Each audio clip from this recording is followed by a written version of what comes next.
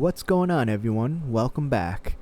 Today is St. Patrick's Day, and we are looking at a workout from March 16th. So this is yesterday's session, which comprised of squats and deadlifts. So let's get into it.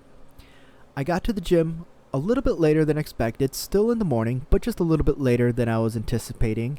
And I started off on the Stairclimber. So I did 16 flights at a speed level of 5, and that took 5 minutes and 16 seconds, just like it has before.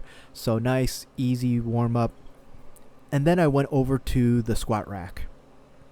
Now, before I get into the workout itself, when I started, it wasn't the most pleasant of environments to work out in. And some of you may understand what I mean, although I am being vague. But let's just say my surroundings made it a bit uncomfortable and just took my attention off of the workout a bit and kind of distracted me and kind of just put a lull in drive. And so it was off to a very specific tone. And so here I am doing my squat sets and just kind of getting them done and just trying to get them done almost as quickly as possible, just because of, well, let's just say the environment. And so now you're seeing a woman pop up in the background during this fourth set, and it changed everything. The tide turned, the mood changed for the better, and I'm so grateful that she was there and that she had shown up, just because it made a world of a difference for me. And some of you may know exactly how that goes and some of you may not, but for me that does make a difference. And I've said before, I need that balance. I need that almost equilibrium in a setting like this, in a facility, in a gym, in a health club, in a studio, whatever the case might be. And so she really did help me and save the workout. If I had the courage, I would totally just say thank you to her, and that she did more for me than she will ever know, just because of the way the workout started to where it progressed. Also, on a side note, she's actually the same woman who benched alongside me not too long ago, and I've actually been seeing her more and more often, so I wouldn't be surprised if I see her again soon. And she's absolutely gorgeous. She does great exercises, and so who knows, maybe we'll cross paths again.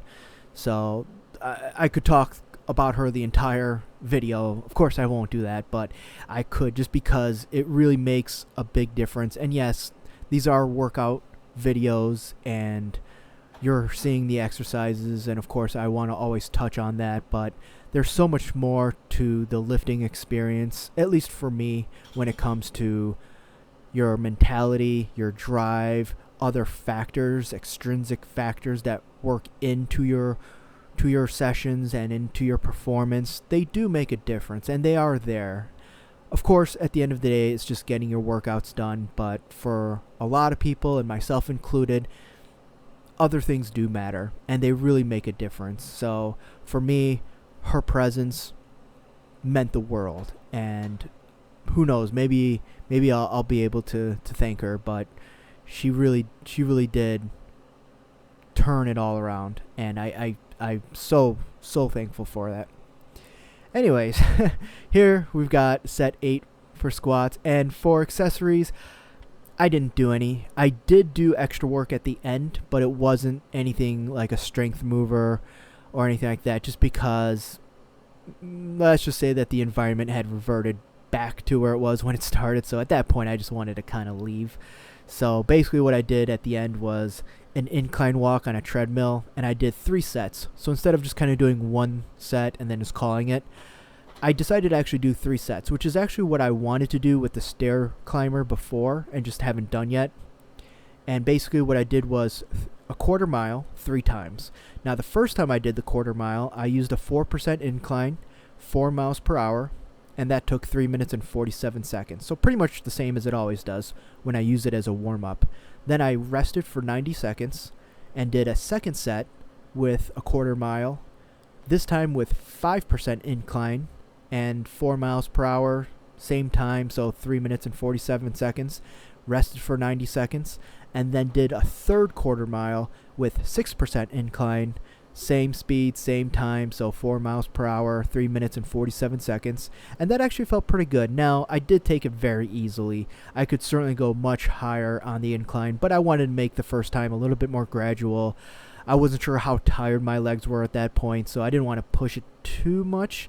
I did want to walk back to the train and get home without any discomfort, so I took it relatively easy, although next time if I decide to do that again, I'll probably double the inclines and see where it goes from there.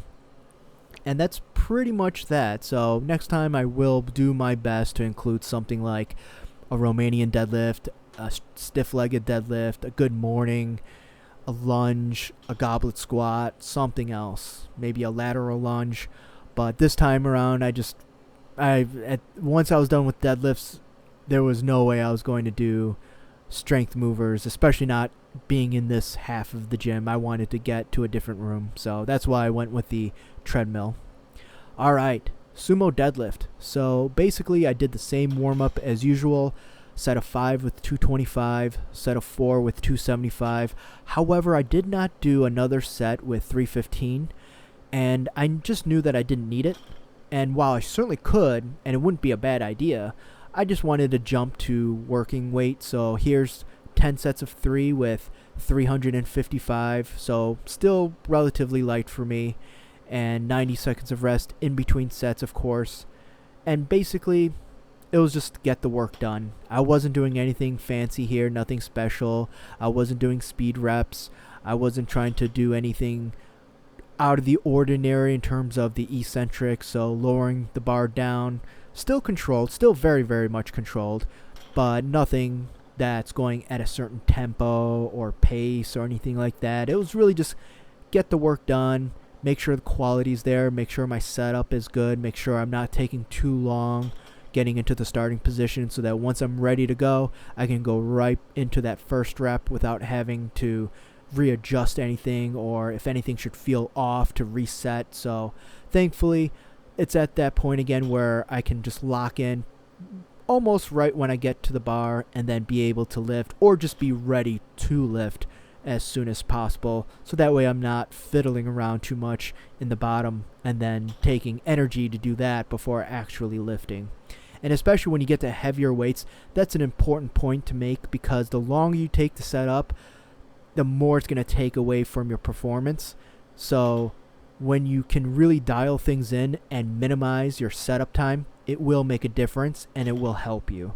So with these deadlift sets and reps, no complaints at all. You're seeing me hold the lockout for a bit just to have a bit of a more a better lockout. Not that there was anything wrong before, just it always helps for me. Now, it's not going to be something that's going to dramatically help with a deadlift, but it is good to feel a sense of not only completion, but also just that you always know when you lock out.